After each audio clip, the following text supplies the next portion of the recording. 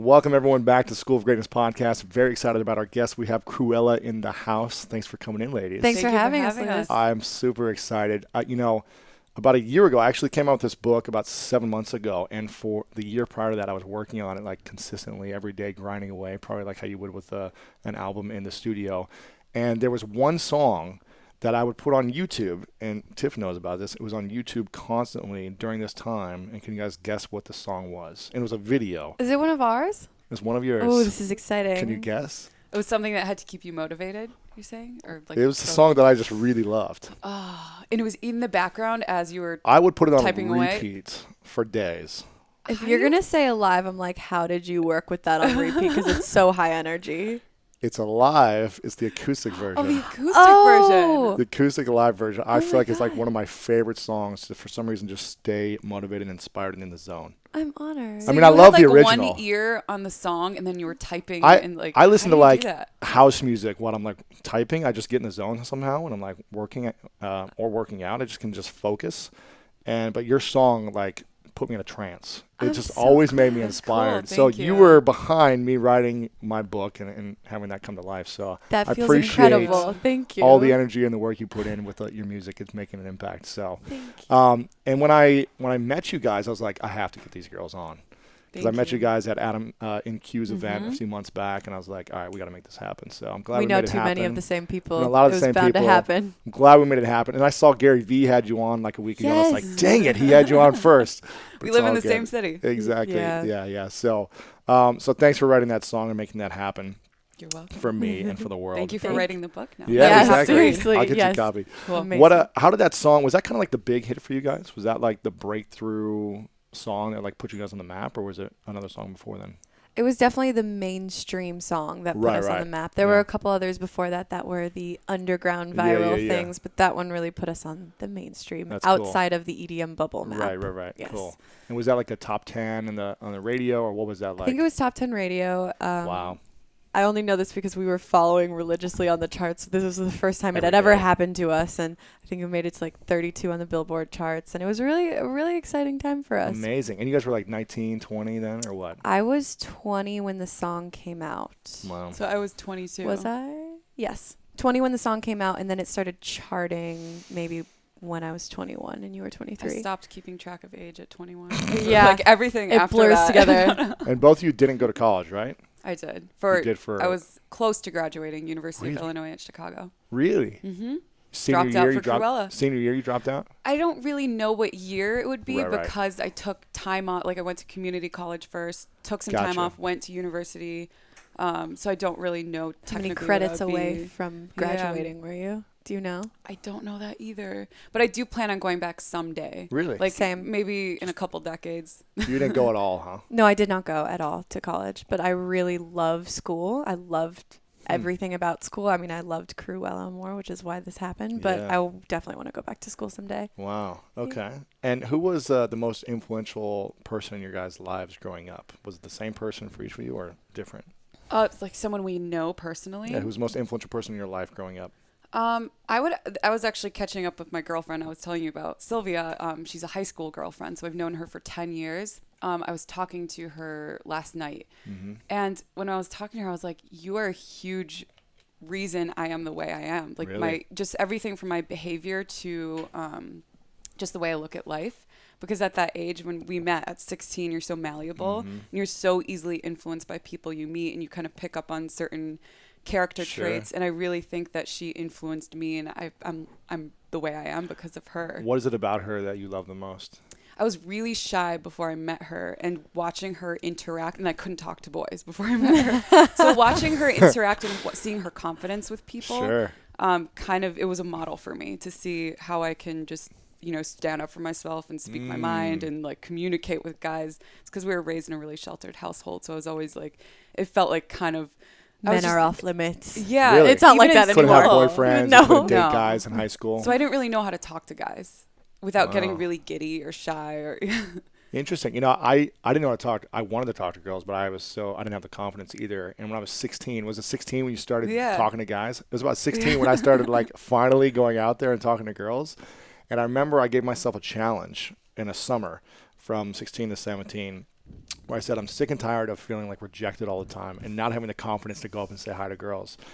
So one summer, I every single day I made a commitment to myself that I was going to go up to any girl that gave me butterflies. I had to go up and say hi. Oh, it was like fantastic. a game I played. Yeah, it was like a game. That's I was great. like, every day I have to go up and ask her for a number and just say hi and ask for a number. And at the end of the summer, I felt like I could talk to anyone.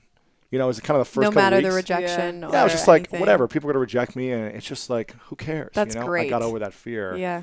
And it changed my life, you know? Practice. It's all practice and putting yourself out there. I mean, that's crazy. And so what about you? Who was the most influential in your life? I do have to say I'm super close with our mom now, but growing up, our dad was my everything. Really? Why? I was so much like him. I was the baby of the family, and I'm the baby. Yes. I don't know. He would just include me in everything he did, and I feel like I learned so much about him, from work ethic to just the mental state you are in when you're trying to focus on things. And I respect him so much. He's definitely my hero. What's the biggest lesson about the mental side of things that he taught you? Well, watching him grow from, I think our parents got divorced when he was 50, I would say. How old were you guys? 16. Okay. And at the same age for me when my parents divorced. Yeah. It was a really hard time for both of our parents, but watching both of their transformations from going from that horrible mess to growing out of it and becoming a better person because of both it. Both of them or your dad? Yes. They've both grown so much since, and they're both amazing now. And that's great. Just watching that is, you can control your mental state so much if you really put your mind to it. And our father really put his mind to it. Right. Yeah. Very cool. And was your dad more influential for you growing up, or your mom, you think? I think I was just in my own world growing up. Really? I was really, I think I was so caught up in just stupid teenage. I shouldn't say stupid because it's something we all experience, right. but caught up in feeling accepted and trying to fit in. So I was kind of, I would say I was in this little bubble and just kind of unaware, oblivious to what was going on in the family. And I didn't really have family values that I do now. Right. Even though it's so important. You didn't have family values then? I mean, to show up at dinner, for example, every night, Gotcha. I did that kind of stuff, but I think I took my parents for granted growing up because I was just so focused on things like, you know, who I am and what you're where wearing what is stupid kind of petty stuff when you look back, but stuff that really seems like the world age. when you're a teenager. Like your identity, what your purpose is in life, stuff I still think about too. Right. I think a lot of us go through that though. I mean, I took my parents for granted all the time, you know. Did you, or were you kind of like always there with your parents? I don't know. I loved everything about our family. I definitely was in my own world in the same way. I think I holed up in my room and just sat on the computer right. or read my books and didn't communicate with my family enough. But I think I put them first always. I don't know. Because I always was the person who said, if I don't want to regret anything if I ever lose them tomorrow. Right. And obviously I wasn't perfect as a child. I think there were so many times where I neglected. Perfect? I wasn't. I definitely neglected things that I shouldn't have when I was like 14, 15, 16, 17, 18, maybe even 19. But now it's like our family is our first thing. That's no cool. matter what. Yeah, you said most of them all came out here with you guys. Yeah, because we're that close. We're trying to get our mom out here. She's the last remaining one. Why is she waiting? What's she holding on to? I don't know. You should tell her. Come on, Mom. Get out here. Yes, I mean, exactly. that's what, as I've gotten older, I realized that this whole notion of, you know, as you get older, you part ways with people and it's just normal to live separately from your social group that you grew up with or your family. And I just want to rebel against that. I don't think we have to follow this idea that's, you know, that we're socialized to think at a young age that you just separate. Yeah, and I mean, that's just mostly an American culture, right? Yeah, like in it South is. America, you know, children live together until they're 30 or 40, right, with their parents. Which is gonna be beautiful. us. Hey, it's nothing wrong with it, I don't think. But we've just been so conditioned, you know, that way. Yeah, exactly. So what we're trying to do is just get everyone out here because I think it makes your life so rich, having family dinners every weekend. You know, yeah. One of the things I want to do is bring everyone out here as well and just have like a compound where I have like different homes on one plot. I love that. Like different guest houses. So is your whole family in Ohio still? Some are in Ohio, some are in North Carolina. Oh, that's far. And my mom's in Illinois. So, but I would like to have my own space, but to have them be able to like walk across the lawn and like, that's so cool. Hang out or whenever I want to. So that would be great. The life. It would be the life, yeah. So it's kind of like one of the reasons I'm driven to build my own empire, to be able to create that. So that's beautiful. In the end, we do everything for our families. Right? Yeah. I mean, I can't remember who I read, like someone tweeted this amazing thing the other day, and I'm so sorry I can't remember who, so I can't give credit, but they said, you're never really done working until your parents are done working. And that's so true. If I were to stop hustling now, both of us, I would always think, I didn't set my parents up. I didn't give them the world. I feel like that's one of the main reasons I am motivated. They gave us the world. Exactly. Yeah. They brought us into this world, and we have an incredible opportunity to experience life. And I feel like it's our responsibility to give back as well. Yes, agreed. When did you guys start singing and being into music? We grew up in a really musical household. Our parents didn't play instruments, but they're always playing music in the living room, like on long road trips, whether it was moving from Texas, which is where we were born, to Northbrook, which is the suburb of Chicago. What suburb is that? It's north of the city, 20 minutes north. It's almost like a straight shot straight north. Yeah. I lived in Arlington Heights for a summer. Oh, we know where that is. Wow. Yeah. Close to where you guys are? Yeah. Why were you there? I was doing like an internship my senior year in college. Oh, nice. For what? Like a sports in Arlington Heights. Sports marketing place. Crazy. Yeah. That's such a small world. My world. buddy lived in Arlington Heights, and I stayed with him. And we know exactly where that is. Yeah, right next to Schaumburg. Yep. We were like, go to the Taste of the 4th of July. The Taste was amazing. Oh, like Taste on Randall. Of Chicago. The Taste of July. Taste Chicago. Yeah. And then we'd go to Wrigley games, or the games at Wrigley Field, and the watch festivals the are amazing in Chicago. It was awesome. It was one of the best summers. It's a very community-based city. It was great. Yeah. Take the train in, and it was just like, it was a lot of fun. Sorry, what did I ask you guys? So, we went off on a tangent. We went from food to music, which happens often. Right? So we grew up in a household that was just, there was always music playing. And because we're half Pakistani, our dad was born in Pakistan, our mom is American, European. We grew up on this really eclectic music. That's cool. So we grew up on Bollywood music. That's cool. Even though we don't speak Hindi or understand it, we'd always have to have our dad translate for us. We'd be like, what are we saying? Janam samjha karo. And we're repeating these lyrics that are total gibberish to us. Right. And we'd have him translate. That's funny. And then our mom was always into like heavy stuff back in the day, Pink Floyd, Led Zeppelin. And then because of our generation, we grew up on the internet. So we always had we were there from the birth of blogs and also like LimeWire in these music sharing. Oh yeah. Oh my God. I spent hours on that. But I give so much credit to LimeWire for shaping my music taste, because at my fingertips, I could search any song. Right. And I was really I went through a phase where I was Is LimeWire like Napster, or what is this? Yeah, it was right around the same time. Gotcha. You could get any obscure indie song, and it shaped my taste because I could collect this music from, one song from one indie artist. And because of that access, we grew up on everything. So pretty much every genre you can imagine, from pop to heavy metal to Bollywood music, like I said, to emo, indie. New wave 80s. Yeah. When did you guys start singing then?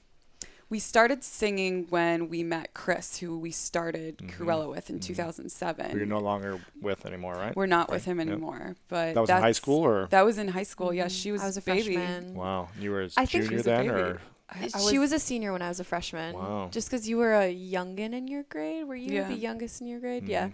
I think we started singing long before that, but that's when it became. It was more of a professional thing around them. But we were.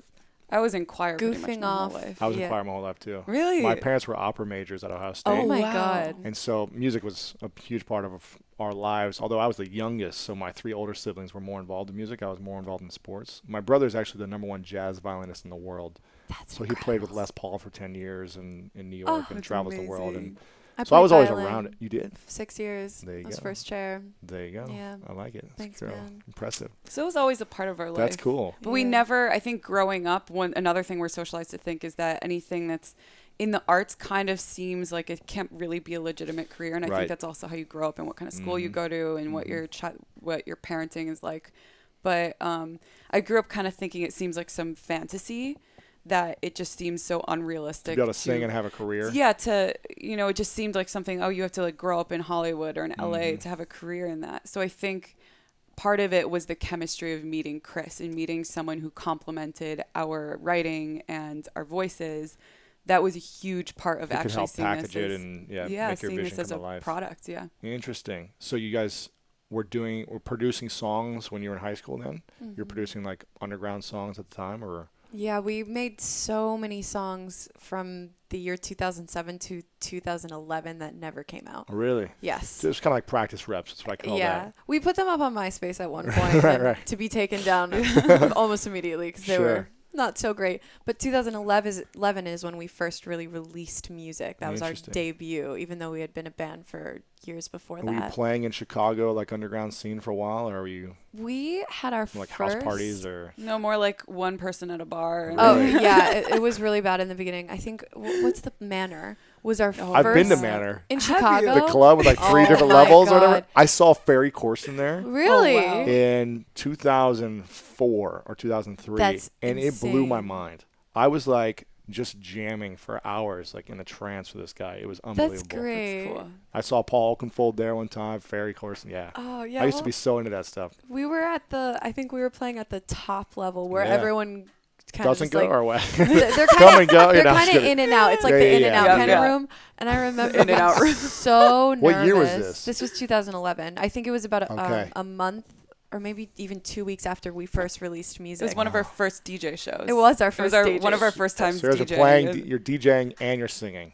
No, we were just DJing then. Gotcha. You weren't singing. Not yet. Gotcha. Yasmin and I had just learned how to DJ because we first were songwriters, and then when we started releasing music, we didn't think it would hit. We didn't think it would click. We were kind of just like experimenting. So when we saw that we actually were garnering this audience, this small audience, we were like, shit, how do we perform this? It's electronic music. And then we realized that and that's what kind of prompted us to learn how to DJ. Wow. It lit a fire under our ass to be like, hey, we have to learn how to perform this. You kind of make money with DJing, right? You're like, maybe we can do shows and do something with this. It also made more sense. We couldn't just get up there and sing for 5 people. It's so much easier to get up there and DJ for 5 people because it's just more inclusive. Nobody's like, I don't care about this chick singing at me right now. Right. I just want to dance. So it was a foot in the door also. Interesting. Yeah. So how long were you guys doing that for? We were just DJing until, when was Australia? That was November 2012. I try and like keep I said, the timeline straight, but yeah. So for about a year, we were strictly DJing, and then we incorporated the live vocals, and then just about a year and a half ago, we incorporated a band. So it's been an evolution of the show for years So now. it's a band. You're singing, DJing, and there's a band. And we have a guitarist and drummer. And I'm sure that will evolve in time as well. I mean, this is the first step of the band. I'm excited to watch it now live. Yes. This is going to be amazing. Wow. Okay. So what happened to you when the Alive kind of took off and other songs kind of took off and you started getting popularity? What happened after that? When you were kind of like this underground nonstop. Really? Nonstop. Yeah. Was it like everyone wanted you on the tours, or what happened? I think we played over 200 shows one year. Is it like Warped Tour, or is this like which tours? Oh, I wish. Yeah, that would be We had cool. our own headlining tour in great. 2013, and that was amazing. One of the best tour experiences we've ever had. And Your tour, it was your own tour. Yes, and that was North America. Immediately after that, we went to Europe, Asia, South America, and then we came back to America and did another entire North American tour. Within 8 months of each other, we did 2 headlining huge North American tours. And so we were touring almost every day of our lives, it felt like. Yeah. And then when we came back to LA for like a 3-day, 5-day break, we were in the studio. Because we were trying to make the next album. You were in this building. Yeah. We were in this building. That's funny, yeah. Wow. Okay. So it didn't really, like, when you talk about Alive, I don't think it really hit us because you were already touring. We were touring and we were so caught up in what's next and how to maintain touring and maintain our sanity on the road. So I think we didn't really get a moment to be like, hey, like, congratulations, guys, and to, you know, the other 2 members and say like, hey, we did it, what we worked on for so long. And I think that's kind of our mentality. Like Yasmin and I are always like, before we released the EP, Yasmin and I were like, let's plan an EP release party. We've never done that before with our, you know, the people we've worked with and our friends, and just put together some really cool creative party, invite some fans too. And we never did it. When the EP was dropped, we were like, we'll do it for the album. So that's kind of our mentality, where we never really like celebrate in that sense where we feel like the work is done. Really? because we're always on to what's next. Yeah. That's kind of sad if you think about it. But we have other ways of celebrating where I'm it's sure like you celebrate every night when you're touring. You're like partying. Yeah, it and feels like that. It really like, does. This is amazing. You're like hugging, whatever. So yeah.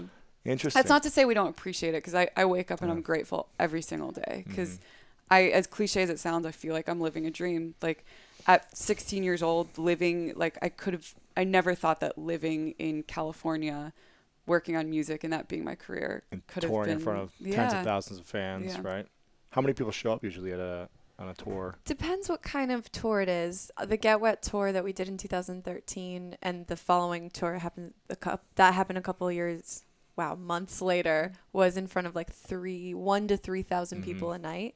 But this September, the Sweatbox tour is going to be a smaller scale, kind of back to our roots is what we're trying to do. We're touring mostly in like punk rock venues and stuff. That's cool. If you've ever heard of Churchill's in Miami, it's like a classic punk rock venue, and we're rocking those venues, and it's going to be 300 to 500 people. And then after that, we're going to go back to a bigger tour, but we just wanted to get back into our own headlining tour, really targeting those main core, we call them our core crew. Sure. The people who were there from day one. They're our ride or dies. They'll do anything for us. We'll do anything for them. Those are the people we want in those rooms.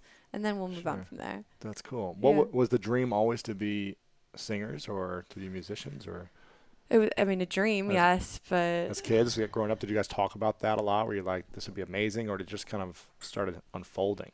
I think it unfolded. I don't think Yasmin and I talked about this as kids at all, as in like, let's make this our career. This is our vision. This is our plan. Yeah, I think we're kind of, as a kid, like I was always floating to kind of going from like just discovering myself, going from thinking I was going to be a graphic designer to, even when I started college, like, going into, I was studying theory, like mass media theory, like completely opposite of what we're doing now, because it's very like theoretical and less creative.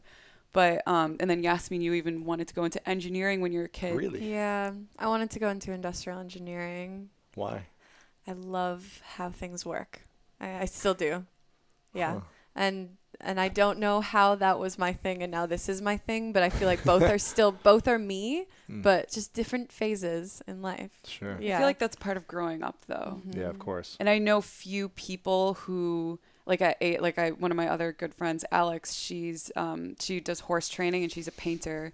Those are two things she did since 5 years old, since I've known her. And there's so few people like that who have really stuck to something and focused their entire life. Like 20 years later, she's doing that. Yeah, I feel like I'm always reinventing myself or doing something new, or I feel like I need to learn a new skill constantly too. I feel like I might be like that too. Like, I'm so excited. I get a little bored if I'm like, yeah. If I've mastered something, it's like, all right, I want to master something else. Yeah. I just bought a camera 2 days ago. I'm what so kind excited. of camera? It's a Canon PowerShot. What do we have? Do we have one of those or no?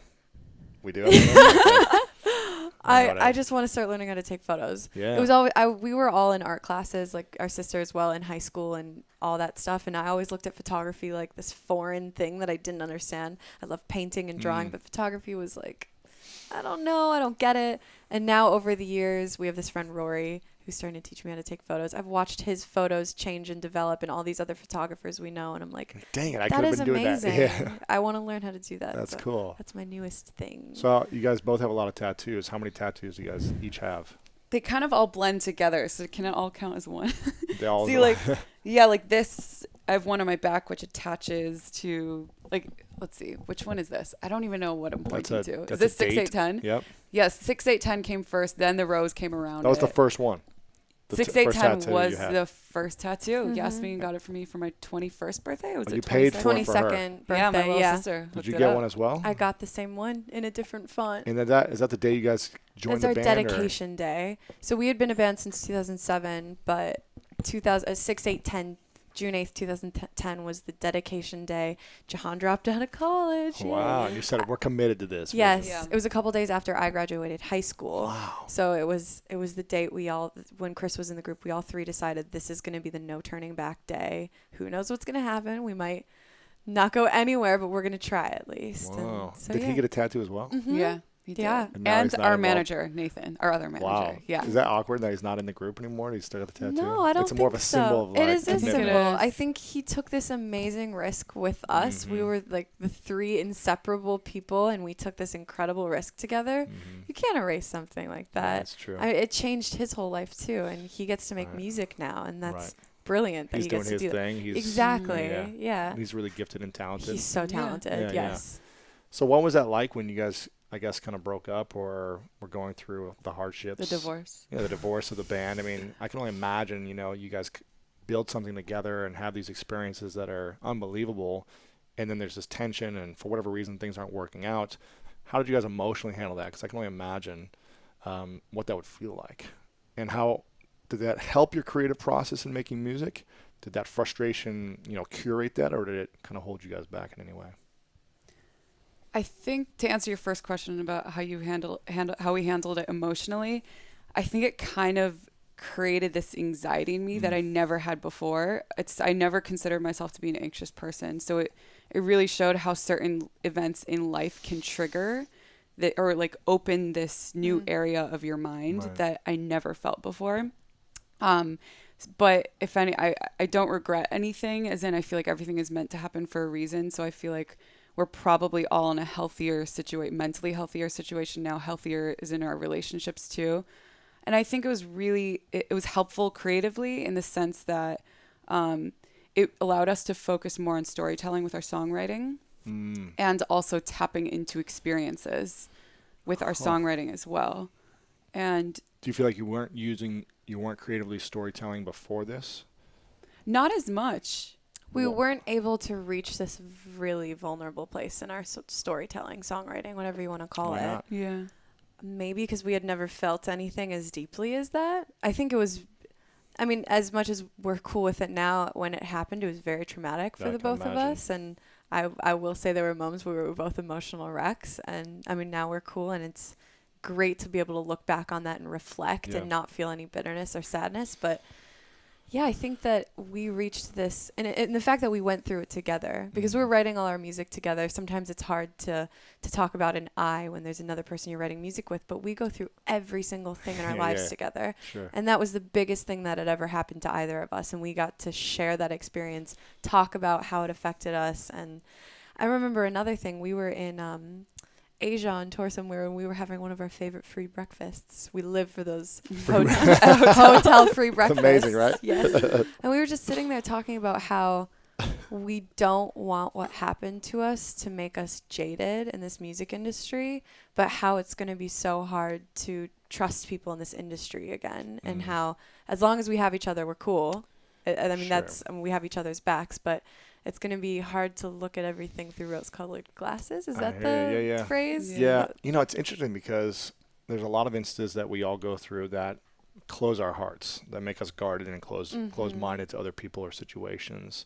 And for you to say that is really, tells me a lot about your character, that you're like essentially saying, I'm going to open my heart more, even though I was hurt or this was like the most anxiety situation I've had. But I'm going to stay open and not be jaded. I think it's really incredible. It speaks to your Midwestern hearts. Oh, yeah, that's Chicago love. We have to try to be that way, though, because I know that you're the most skeptical person. She's like already. I think I'm naturally a more guarded person. So, and it's maybe a way of protecting myself. So I do have to go through, I have to remind myself. I have this tattoo which says love all, hate none, trust few.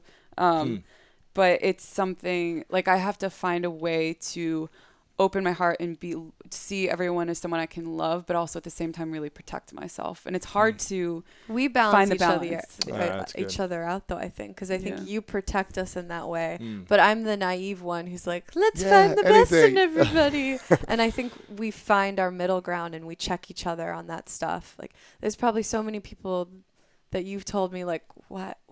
Let's be careful or like whatever, and it turned out to be super right, and I'm thankful that we can have that. Yeah, the yin and the yang, or whatever. Exactly, because I'm sure my instincts are wrong. Oh, you did? Yeah, we just got yin yang this tattoos. one. No way. Is that yeah. Well, there you go. See, I don't even know what side it's on. God, wait, that side or that side? It's on that side. I don't remember where I was bleeding on the side of my neck. This one. These actually didn't hurt. Didn't hurt at all. This was nothing. Really? Yeah. The neck? It was in like a more weird spot, maybe my neck is just ripped now from headbanging on tour that I don't feel anything. Which, by the way, we shouldn't do anymore because Corey from Slipknot had to get neck surgery. That's why the show was from headbanging. From headbanging? It's terrifying. Like I feel like when I found out about that, I was like, God, that would change my life if I had to go through a surgery. Also your like vocal cords, if you're like swinging around that much, God. I don't think your vocal cords like that. I mean, it probably explains my vocal issues. I mean, just imagine the jolting. Totally. Yeah. It's. I mean, I'll probably have neck arthritis in 5 years. Well, unless you stop right now. I know. And start doing some yoga. It's so primal, though. Do you do yoga? I do a lot of acro yoga with my What girlfriend. is acro? Yeah. What is that? Acro yoga, I'll show you With afterwards. your girlfriend? Yeah. Like it's together? Ooh. Like sexy hold- yoga? Yeah, I guess it's sexy. That's awesome. It's like she's doing a handstand on my hands in the air, like in splits and different like Are you acrobatic serious? type stuff. That is yeah. incredible. I'll show you photos and videos. Yeah, Nice. it's fun. You guys should do it. Cool. There's some other stuff that's not as complicated. Okay. Yeah, I on am. your hands. It's more The like second you say handstand, I'm like, I can't crack But my yoga, neck. here's the thing. I go through phases in yoga. Sometimes I'll do it like every day for a while, and other times it's like years when I won't do it. But I always feel more grounded and centered when I'm doing it. I always feel more flexible mentally and emotionally and physically when I do it. And you meditate too, right? I meditate. Every day? I mean, I want to, but I don't do it every day. I mean, I'm lying if I say I am, but I do it often, and usually before I go to bed and in the morning for 10 minutes, I use an app called Headspace. Yep, Yeah. I've done it. It's amazing, right? I've had Jake the got me founder into on here, and he's incredible. But I think and I always feel more grounded when I do that too. I feel clearer. I don't react as much to people or situations. That's incredible. Yeah. So It hasn't clicked for me yet. Like I tried Gotta find meditating what for like works for 2 you. weeks. Yeah. yeah, I find that I was looking at, actually I don't wear a watch, but I was like wanting to know what time it was. yeah. And I know that's not, I know it's good for you. And I want to, You tried figure Headspace? out. I did. There's like 5-minute ones too. You can do. I think my like, mind is just, I have a racing mind. I do I've too, always I had a know. racing mind. And I think I'm always thinking about like, hey, this is my 10 minutes to just think about stuff. If you worked out, do which you work defeats out the often? purpose. I do, yeah. Really? And your Yeah. mind still races if you do exhaust yourself? Yeah. Oh, yeah. Wow. What's your workout of choice? I run a few times a week. I run our dog. Like I was telling you, we have a pit Yeah. bull. She needs to be worked out. I hike. I do CrossFit sometimes. I used to do Amateur CrossFitter though. So yeah, I can't do those handstand push-ups. Are you a CrossFitter too? No, I'm a boxer. Wow. I like kickboxing. I do some kickboxing in my boxing, but my coach has been a boxing coach for 30 years, Wow. and she's a beast, and it is like my meditation. That's cool. There you go. It's my therapy. I don't ever imagine myself not doing this anymore. I just started 4 months ago, 5 months It's ago. amazing, right? The I'm feeling. so in love with it. That's cool. Oh my God.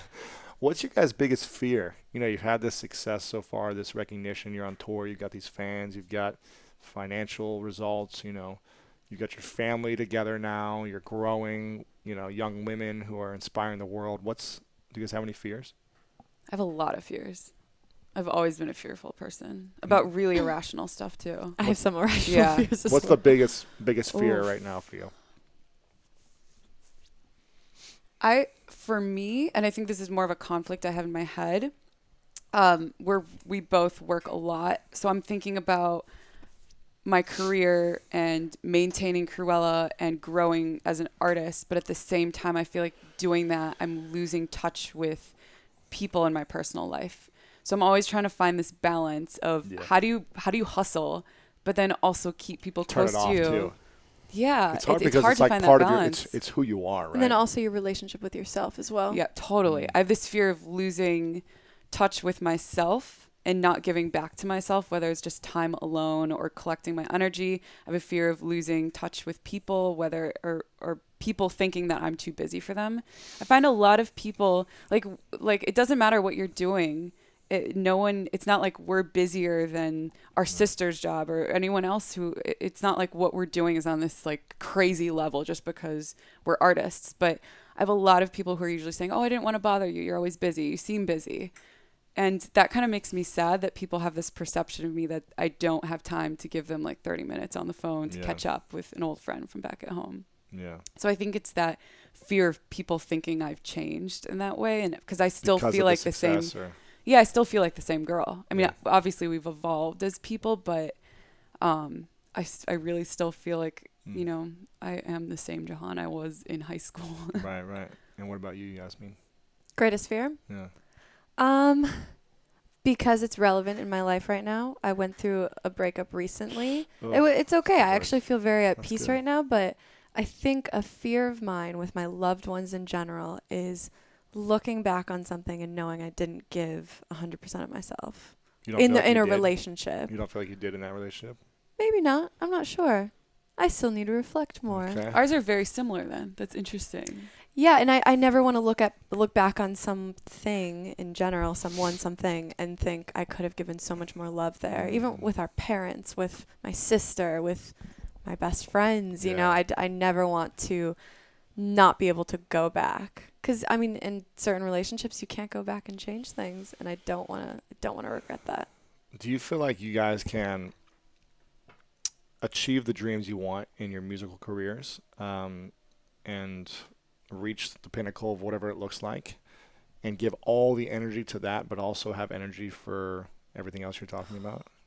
There's no answer to that. You never know. Like, is it possible to have a balanced life where you're like, oh, I'm only going to spend a couple hours on Krewella today, and then I'm going to spend a couple hours with the family, then myself? I mean, or is it go through phases for you guys? Do you think it's phases. Yeah. I think phases for sure. So on tour, you're not going to be able to talk to people for 30 minutes here and there. You're going to be focused on the tour and giving your best, and then recharging probably, in the morning or something, right? Some weeks we're so busy that we don't get to even see our family, and then other weeks, like yesterday, we had a cancellation of something, and so we had a whole day free. I just went and walked in nature with one of my best friends. That's great. And it's like, there is time for all these things. Yeah. Sometimes it'll come because of a cancellation or because you made the time or whatever it is, but I think it's possible. Yeah. If you stay grounded and balanced, which is something you need to work at, but it's possible. Yeah. What do you think is missing for both of you guys? Something that's missing in your life right now? Peace of mind. What would it take for you to get that? I'm still figuring it out every day, whether it's what I was talking about before is finding that balance, because I don't have the answers. No one has the answers of what's right. You know, if the balance is right, or if hustling and knowing that people that love you will still be there for you if you cancel on them. So I think it's that, but these are all, I'm making shit a bigger deal in my head than it needs to be. Like, we create our own problems. Yeah. So I think the fact that I'm spending so much energy thinking about that and like, oh, what am I going to do with my life? How am I going to keep my family knowing that I'm there for them and keeping my friends knowing that too, while hustling with Krewella. The fact that I'm just putting so much energy and even thinking that and rather just doing, I think that's what gives me those like racing thoughts I was telling you about before. What do you think it would take for you to have peace of mind? Like, what would have to occur in your life to be like, oh, now I have peace of mind? Probably what we were talking about before, meditation. Really? And practicing, just practicing different things that help me relax. Because I've always been the type of person who's like, I need to do something. Like, you can't just relax. Yeah, even if doing something, even meaning like reading a book. I'm like, hey, I can't just like on a weekend on this. Something. It is. And I need to like program myself to think that way. Listening to a guided meditation is like listening to a long song. Like, Headspace is a guided meditation. That's why I do it, because I can't just sit in silence personally. I need someone to guide me through the process. Otherwise, I'm like, what's the next thing I want to write? Same, that's what I would do. But when I'm listening to someone, and it's more of like, I think of it like a sport. I'm like, okay, I'm going to go do this right now. I'm turning on my app, and I'm going to listen and like allow my body to relax. And then I just go through the guided visualization. And for me, it's like I allow myself to relax, but also visualize my dreams at the same time. And I feel like it's extremely empowering. I need to get into that. I'm fully aware that I probably need 10 to. 10 minutes a day. Yeah. Turn on the app and lay down. No other distractions. No dog. No sister. Nothing. You got to be in a room. Dog there. Because then you're going to be focused on the dog. Mm-hmm. You're going to be thinking of an excuse to do something else. Yeah. Like, I just lay in my bed and by myself and do it. So, something to think about. I feel like I'm always thinking about how to kind of reprogram my brain to think differently too, and I feel like a lot of this, just like with working out, it's muscle memory. Yeah, of course. So your thoughts are the same way. It's if you give energy to certain thoughts, you almost become addicted to certain negative thoughts and thought patterns. But I'll even use the lawsuit as an example. It felt like the end of the world the morning we found out, and like my heart sunk, and just this feeling of heaviness all day, kind of like during a breakup. That's like what you feel like. What really helped me put things into perspective. And actually, this is another way our dad has kind of taught us to think. But he says, "You're not Obama. Like, no one's dying. The world isn't ending. Like, you're not going to war." And when I think about how minor something like this is in the grand scheme, you know, in the big picture, we really just we exaggerate issues in our life. And when I think about sometimes I know it's morbid, but I think about like how a death didn't occur. No one I love died in that situation. Yeah. And how that would completely turn my life around, and how this is just a little bump, what we were going through at Small the time. stuff. Yeah, so exactly. So I think it's perspective. I have to like self-check in that way. Right. Okay. So I totally agree. Oh my God, yeah. No one died, just say that. Yeah. That's true, yeah. So peace of mind for Jahan. What about you? What's missing? I think after yesterday when I spent the whole day in nature, I was thinking about it a lot. I think I'm missing nature in my life. And it might not be the only thing I'm missing. I'm probably missing many things in my life. But I think what you're saying is so relevant to how I felt yesterday, because I felt like this tiny speck in this beautiful... I was at Malibu Creek, and I just cliff dove into this beautiful creek, and then was just, you know, basking in this gorgeous day, and it felt like nothing else mattered. I felt the most present I had in weeks. Wow. And I was like, this is all that matters right now. And if I ever need to feel good again, I know exactly what to do. That's cool. Nature doesn't lie. It does. That's not lie. Yeah, that's a beautiful quote. Tweet that. I don't know if I made that up. I'm sure it exists. It does a lot. God probably said it. Okay, so you don't know how many tattoos you have, but you have a bunch, right? I think I have about 15. 15. I'm doing a mental count. You're thinking? I think it's 15. What is if you had to do a tattoo on your forehead, that was reversed, so that when you looked in the mirror, only you could see it. Okay. What would you put on your forehead, and why? I thought of a kind of fucked up one.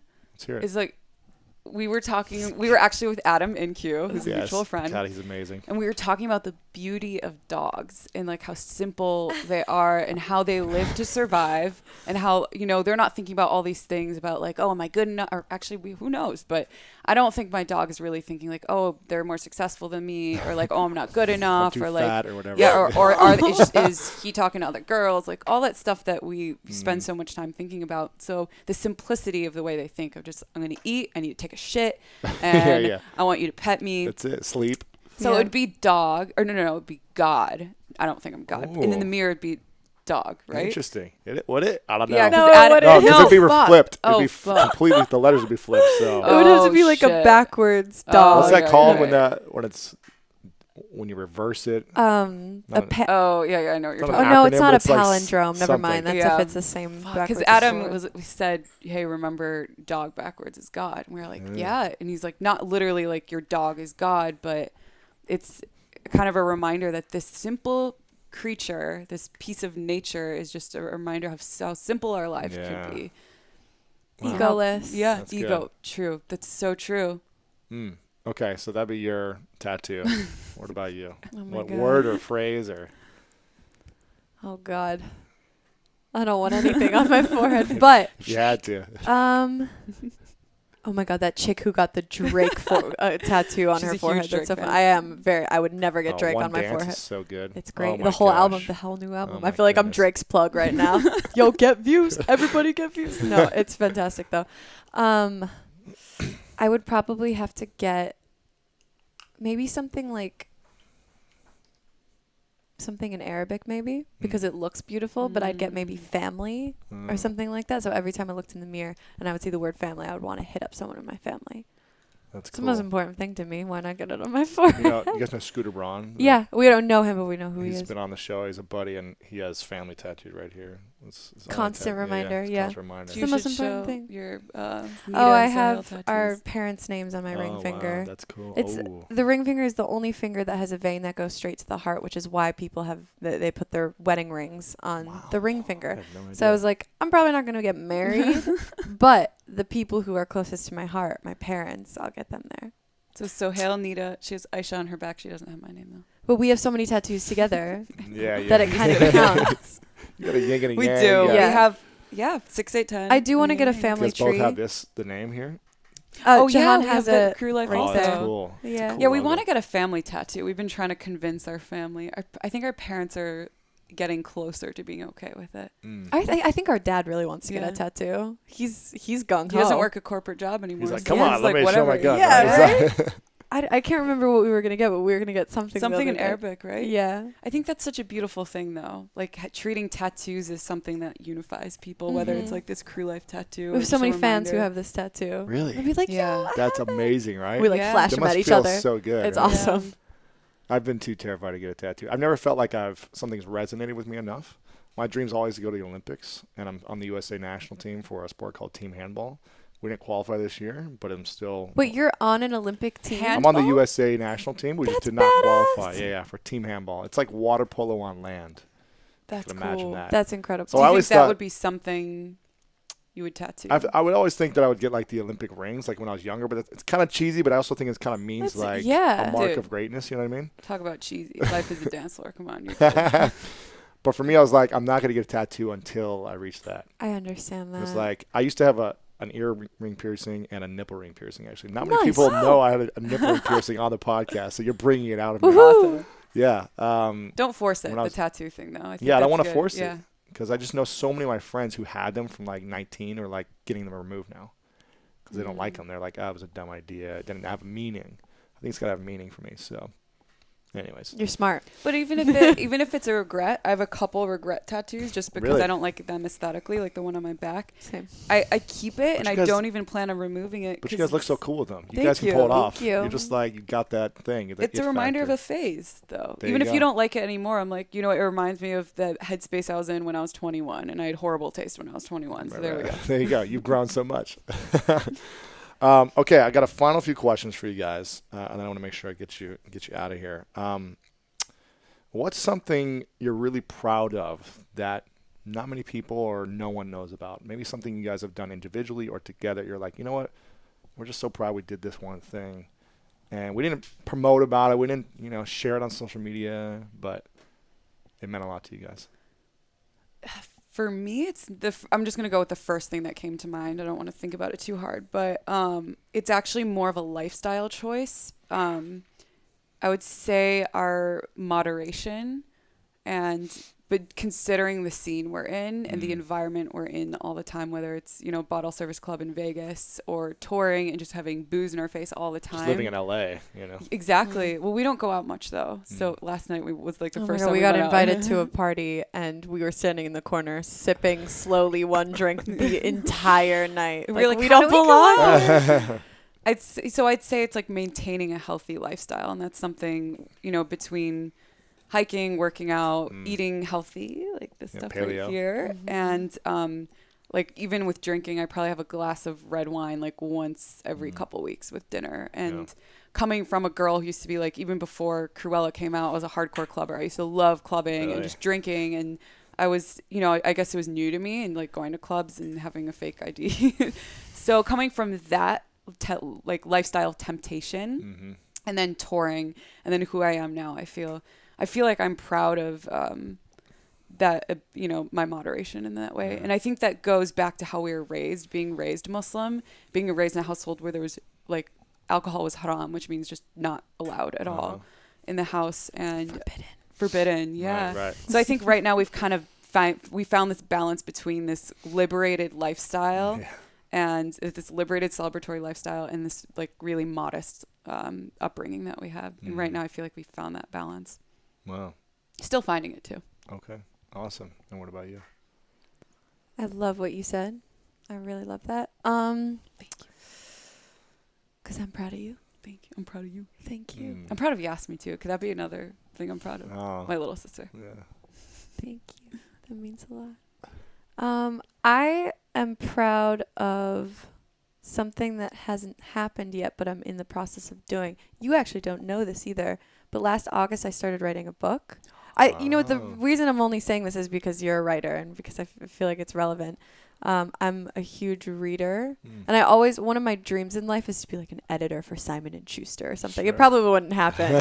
So you got to go to college for that, and that's another step. But it's a work of fiction based on a lot of things we've been through in the music industry, and I'm like a quarter of the way through it. because it takes so long to write a book. I don't even know how you finished one. I read books all the time. I'm like, how do these people find the time? It's a lot of work, a lot of energy. A year has gone by and I'm a quarter of the way through.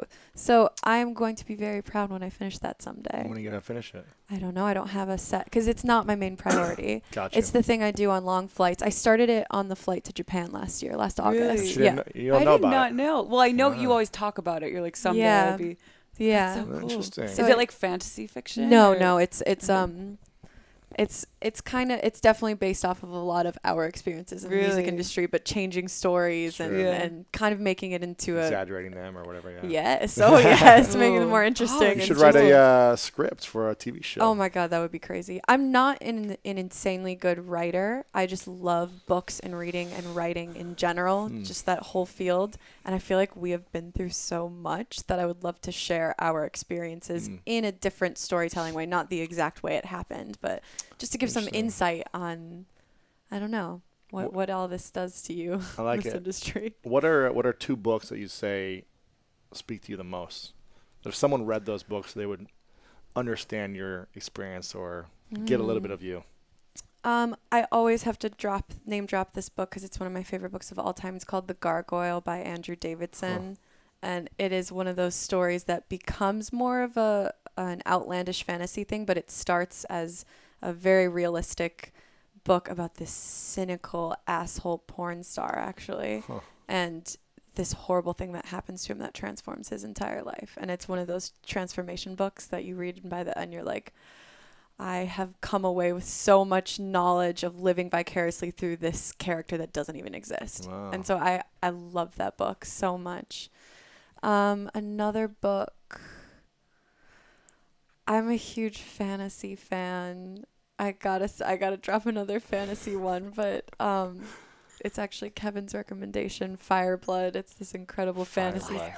It is an incredible fantasy series, not cheesy whatsoever, insane character development, and there's so many characters in that book that I'm one of those people, like I said earlier, I don't want to come out of bad situations jaded, and that book has a lot of characters that maintain their humanity from start to finish, and you get to watch their journey. So I like stories like that. I feel like the author of Fireblood wears a trench coat. Perhaps. And he has like a big skull ring. Yes. I'm just imagining what his website looks like. I sound like the biggest dork right now, but I love fantasy. Cool. Like Game of Thrones is my life. Wow. And it's like Jon Snow in Game of Thrones. Do you watch that? I've only watched the first 2 episodes. I couldn't get into it. Oh damn. He's just one of those characters. We're the 10% of people. Everyone else is talking. I'm more of a House of Cards guy. I've never seen it. I used to watch it. It's amazing, but I might have to get into it because too many people have told me it's great. I love it. Yeah. Okay. Yeah. So I've never even heard of those books. So thanks for those recommendations. What about you? 1 or 2 books? I read nonfiction. For some reason, I can't read get into fiction. I cannot read fiction the same way. I appreciate it, and I totally respect people that have the ability, creativity, and the imagination to come up with stories. I usually I think because of my little experience at University of Illinois at Chicago, I loved what I read and what I learned. And I like reading things that make me feel like a student in a way. I think I don't know. I like being in that place where it's something I could learn about that helps me shape my opinions and my worldview. I like Ryan Holiday. I don't know if you're familiar with him. I just interviewed him. He's amazing. He just on this show? The podcast before this was Ryan Holiday. He was here last week. That's awesome. His book is up here. Ego is the Enemy. I just started reading that. He was the last person sitting in those chairs, yes. I really like. I've actually never seen. That's my favorite book. And oh my God, he's one of my favorite authors. Have you read anything else by him? He's incredible. There's Ego is the Enemy right there on the left. I just started reading it. Yeah, it's a good one. I like the way he thinks. He's brilliant. And I like how he made it a point to make every chapter kind of about stories of other people rather than himself. That's what I did with my book, and I like too. With your book, too. Yeah, that's cool. Yeah. Ryan helped me write my book. No that's way. Awesome. Okay. That's awesome. Yeah. I like how he's critical. I think because I've always been kind of a critical person, and I like being critical with myself. And I like books that are like self-help. There's nothing wrong with a self-help book, but kind of that remind me to like self-check myself also, and to make me think like, oh shit, I do that too, and that might be like a roadblock for me or something preventing me from pursuing something. And so I just like the way he thinks. He's very real and just straightforward. Yeah. And unapologetic too. Yeah. and not afraid to say certain things. Mm-hmm. Yeah, he's great. The Alchemist is my favorite, I guess, fiction book, but it's so good. It's the only one I could read cover to cover, like a fiction book. It's amazing. Many people have recommended that. Have you read it yet? No, I haven't, but I will. It's a game changer for me. Have you read Ishmael by Daniel Quinn? No. You should read that book. It's incredible. I actually just reordered it on Amazon. I have the hard copy now, but it's just about humanity and who we are as humans and what we're doing to ourselves, but in a very metaphorical sense. Right. It's a quick read as well, kind of like The Alchemist. Cool. So I'll check I Am Malala is another one. I have to. Oh yeah. Yep. I haven't read it, but I mean, I've watched She's her amazing. videos. I'd love to have her on. She seems incredible. Oh my God, that would I be think crazy. you absolutely should. Yeah, she'd be incredible. I was actually just speaking with someone from her team this morning because I would love to get involved with her foundation somehow. Right? She is Pakistani. Yeah. Didn't she just turn 19 or something? 18, I think, a couple of days ago. I'm actually not sure. Crazy, huh? It is crazy. She's so grounded and. Yeah, because when I was 18, I was actually when I was talking to someone from her team, I was like, when I was 18, I was taking selfies for my MySpace, like the stuff that was important to me when I was 18. And look at Malala, who, is fighting for rights of people and trying to get women, young girls, education and having more young women in powerful positions. It's like the stuff that she's working on right now. I wish I could. She's so ahead of her time. Yeah. Oh my gosh. She's so mature for her age. That's cool. Okay. What are you guys both grateful for recently? I like your questions. Me too. I love thinking about this. This is stuff. a great interview. What am I grateful for? Silent.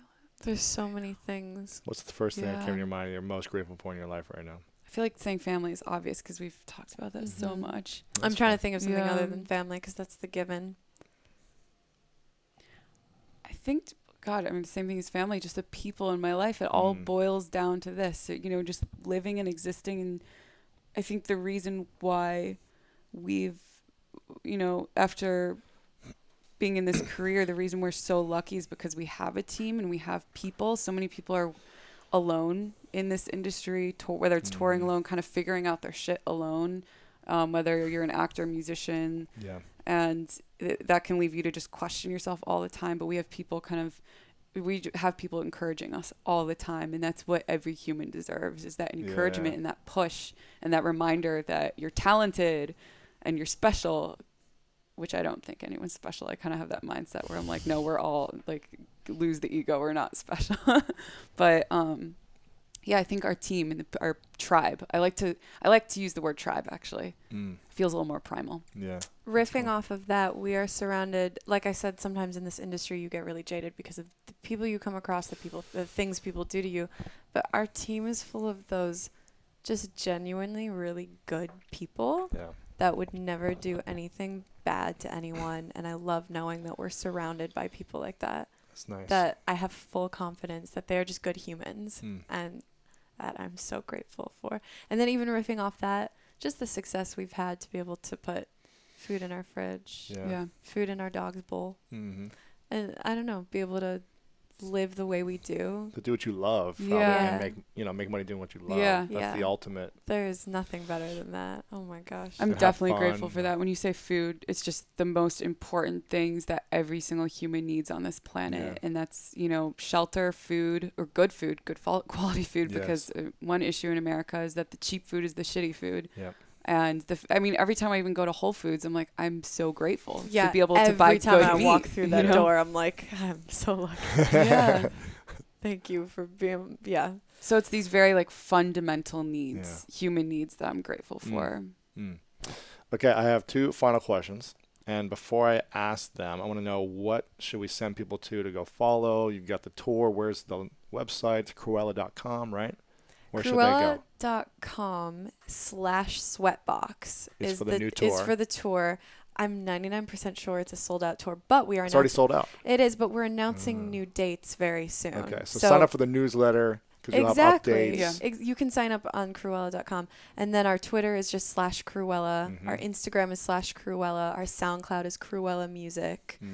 But there's politics stuff going on with SoundCloud and our label, you're not going to get all the music on SoundCloud. Spotify, unfortunately. Spotify. Find us on Spotify. I'm a big Spotify user. I like Spotify I like too. to drop Spotify. And you guys have personal accounts as well on everywhere, or no? Yeah, Krewella Yasmin, Krewella Jahan. Okay, so we'll link it all up on the show notes for you. Yeah. Is there anything else we should tell people to get, to buy, to We just released our last EP a month and a half ago, Ammunition, and it is on Spotify and iTunes and all that jazz. But if they listen to it on Spotify, you still get paid, right?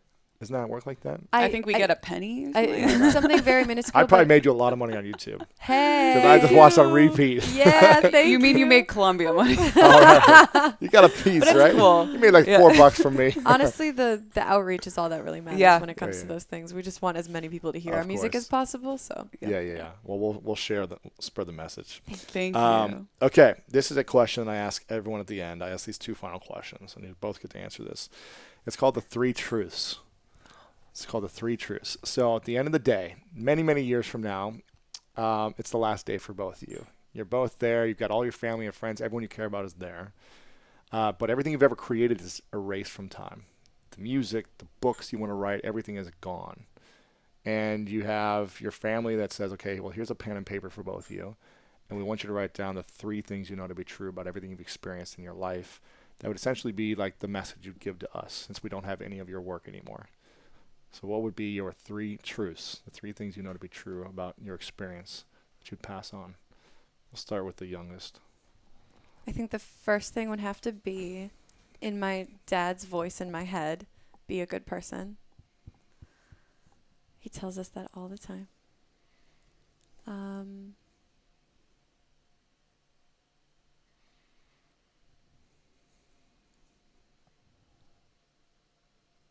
I love this quote, and I think I'll use it as a truth. The meaning of life is to have a life of meaning. I love that quote.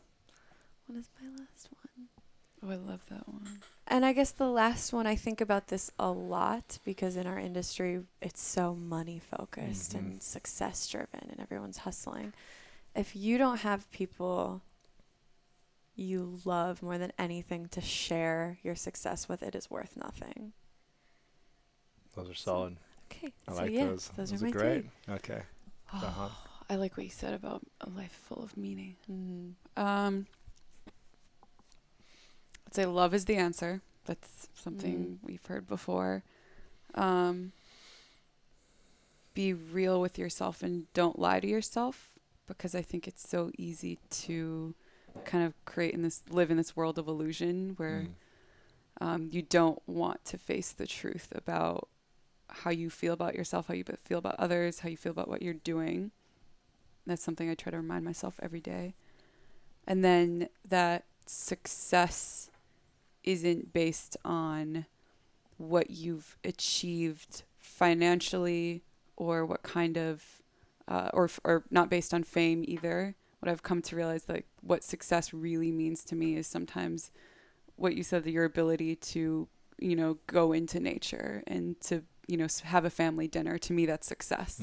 And our dad actually always says, I love this quote. Yes, it's our grandfather's quote, actually. Actually, I don't know if it's really his quote. It might be someone else's that was passed down. But he said, success is measured by the happiness of your children. And I think that's so humbling. Not like we have kids, but it just strips away everything, image, fame, achievements, and it just boils it down to just the peace and happiness of your children, what kind of life they're living. I love the simplicity of that. That's cool.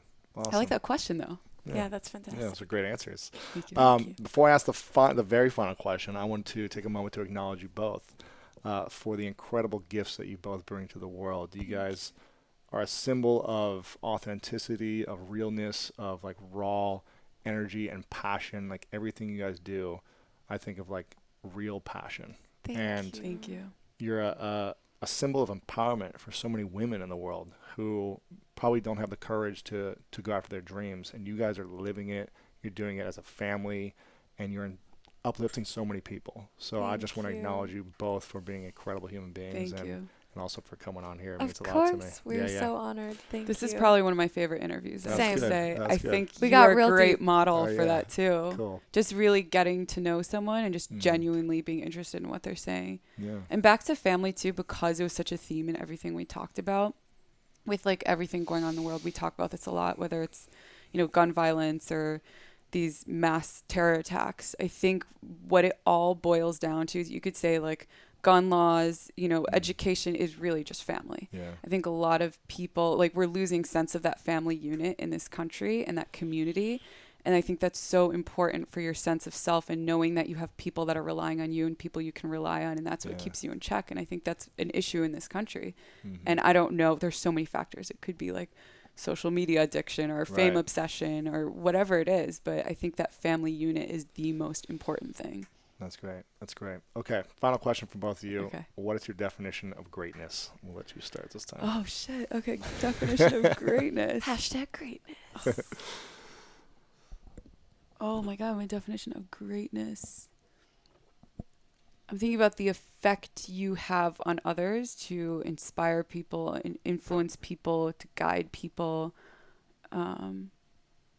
while being real with yourself and while being vulnerable. So it's this fine balance between being a leader and being powerful, but also vulnerable and sensitive.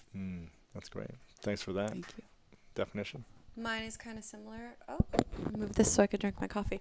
Mine is similar because I think greatness is a mix of authenticity, but then still being able to relate as many people as possible. I always use this reference lately because they've done it so perfectly. 21 Pilots. I don't know if you're a fan of the band. Sure. We love them. They have managed to reach everyone. They are so mainstream now, but never lose that sense of self and true to their weirdness, their awkwardness, their just individuality. And I think that is so inspiring to see people who are truly themselves up on a stage in front of thousands of people and touching every single person in the crowd. And I'm relating it to a crowd because that's how I relate to, but that's just in everything in life. Yeah. So yeah. Ladies, I appreciate you guys both Thanks, coming on. Louis. I can't wait to read your book too. Yes, I'm so excited. Awesome. Thank you. Thank you. Hey guys, Louis Howes here, and thanks so much for checking out this video and this interview. I hope you loved it. If you did, make sure to leave a comment below and share this with your friends. Also, I've got a huge announcement. The Summit of Greatness is coming very soon. If you love the School of Greatness podcast, if you love these interviews and you want more, you want to connect with some of these speakers in person, you want to connect with me and other people just like you who watch and listen to these interviews, then make sure to sign up for the Summit of Greatness. Go to summitofgreatness.com to learn more. You can check out more about the video that we created for the summit. There's a link in the description below as well. It's summitofgreatness.com. Check it out right now. I hope to see you there. And again, thanks so much for watching this video.